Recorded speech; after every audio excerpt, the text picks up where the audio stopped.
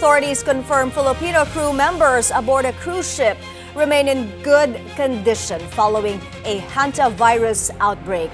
Kumuha tayo ng detalye mula kay Chill Emprido ng Abante. Chill, go ahead. Yes, Mai, kinumpirma nga ng Department of Migrant Workers na walang Pinoy seafarers na lula ng MV Hondius na tinamaan ng hantavirus. Sa press conference sa NAIA Terminal 1, sinabi ni Migrant Workers Secretary Hans Deo Catdaca na ligtas ang 38 mga tripulante at naibigay na ang kanilang mga pangangailangan. Dahil na rin sa mahigpit na medical protocols at international standards, agad na binigyan ng medical attention ang mga seafarers. Yung barko is reportedly somewhere near the Canary Islands and based on the last report,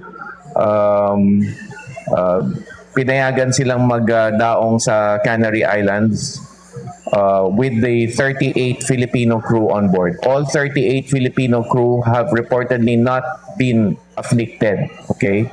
Hindi sila nadapuan ng hantavirus. However, we continue to monitor their situation.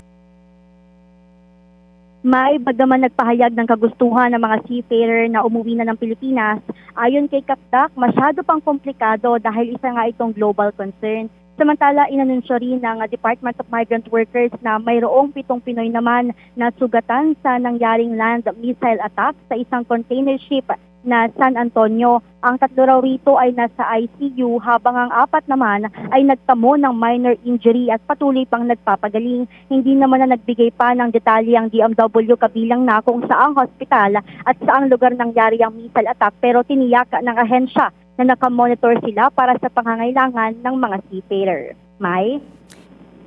Maraming salamat, Chill Emprido ng Abante.